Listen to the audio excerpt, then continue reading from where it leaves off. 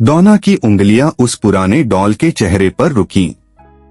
1970 का वह साल था जब उसकी मां ने नर्सिंग की पढ़ाई कर रही बेटी को यह एंटीक डॉल भेंट की। डॉना को बचपन से ही गुड़ियों का जुनून था। कॉलेज के बाद वह अपने कमरे में बैठकर डॉल से रहस्यमयी फुसफुसाहटों में बातें करती, फिर उसे अपने बिस्तर पर सुलाकर लाइट बंद कर देती। एक शाम कॉलेज से लौटकर डॉना जमीनी स्तर पर जम गई।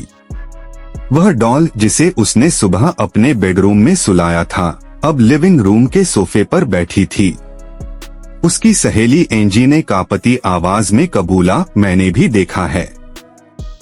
वो खुद चलती है। दोनों ने प्रयोग शुरू किया। डॉल को किचन में रखकर दरवाजा बंद किया।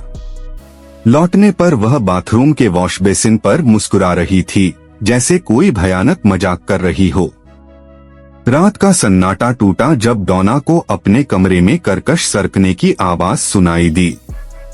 आधी खुली पलकों से उसने देखा, डॉल धीरे धीरे चेयर पर सिर घुमा रही थी। उसकी कांच की आंखें अचानक खुल गईं, जिनमें मानव जैसी पुतलियां थीं।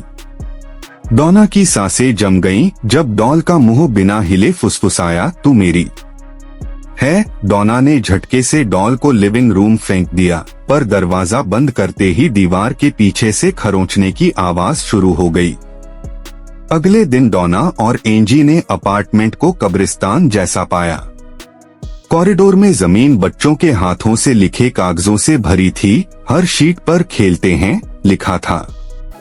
कमरे के अंत में डॉल बैठी थी। उसके कपड़े खून से सने हुए, बालों से लाल रिसाव टपक रहा था।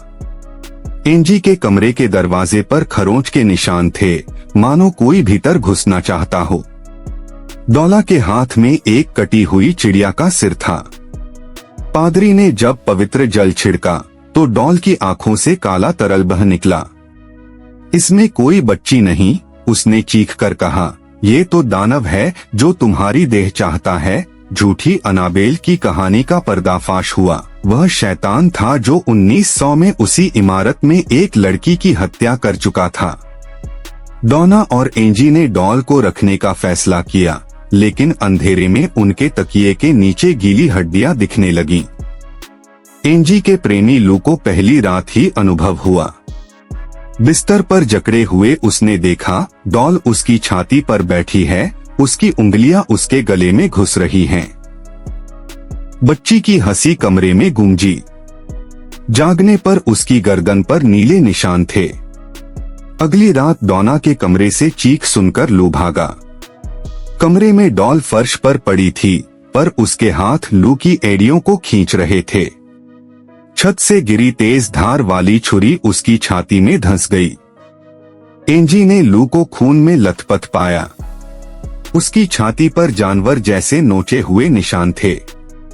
दीवार पर खून से लिखा था, अब तुम्हारी बारी है।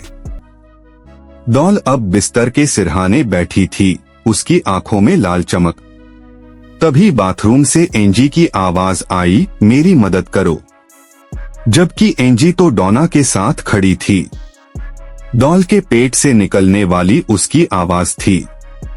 पैरानॉर्मल जांचकर्ता एड वॉरेन ने डॉल को एक लोहे के बक्से में कैद किया। बक्सा बंद होते ही अपार्टमेंट में भूकंप जैसा कंपन शुरू हो गया। दीवारों से खून बह निकला और सभी दर्पणों में डॉल का चेहरा उभर आया। वॉरेन ने चिल्लाकर प्रार्थना की, यहाँ से निकल जा, अशुद्ध आत्मा। एक धमाके के साथ सारी खिड़कियां टूट गईं। बक्से में से चीखती हुई आवाजें आईं, मैं वापस आऊंगा।